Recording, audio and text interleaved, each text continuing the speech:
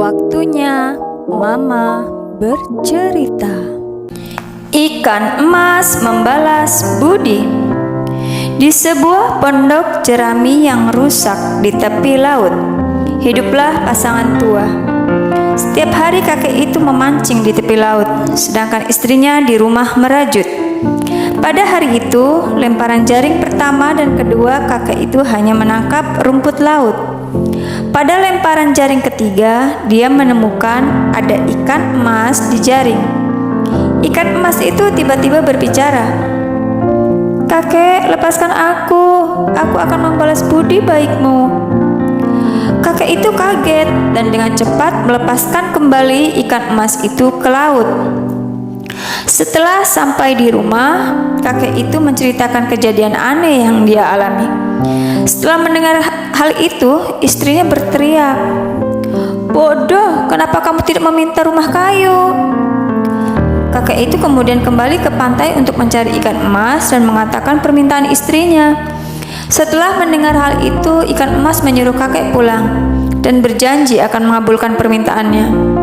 Ketika kakek sampai di rumah, dia melihat rumah kayu yang sangat cerah. Dia sangat bahagia. Tetapi istrinya mengutuknya, "Bodoh, kenapa kamu tidak meminta istana?" Kakek itu kembali ke pantai untuk mencari ikan emas lagi.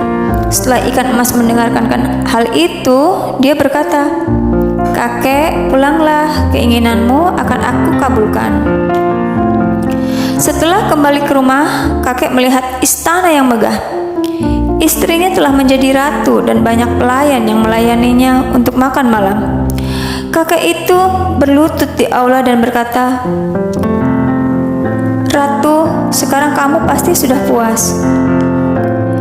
Istrinya bahkan tidak melihatnya dan memerintahkan seseorang untuk mengusirnya.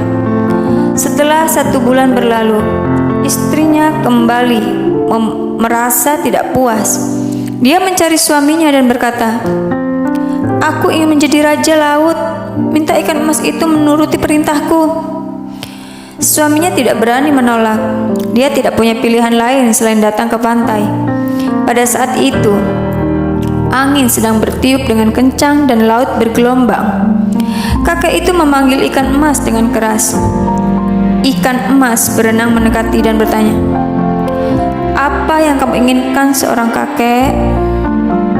Kakek ini berkata, "Istriku ingin menjadi raja laut dan meminta kamu untuk melayaninya." Kali ini ikan emas tidak berkata apa-apa. Dia melemparkan ekornya menyelam ke dasar laut. Kakek itu duduk di pantai dan menyaksikan ikan emas menghilang. Namun ikan emas tidak muncul lagi. Kakek kemudian pulang ke rumah. Ketika kakek itu pulang, dia melihat rumahnya masih berupa jerami bobrok dan istrinya juga masih duduk merajut. Sebagai bahan renungan, kamu harus belajar ikan emas, karena ikan emas tahu dibantu. Emas tahu dibantu. Orang harus dihargai.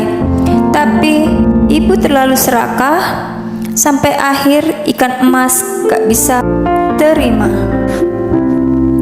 Cerita diambil dari buku Jadilah Orang yang Bersyukur.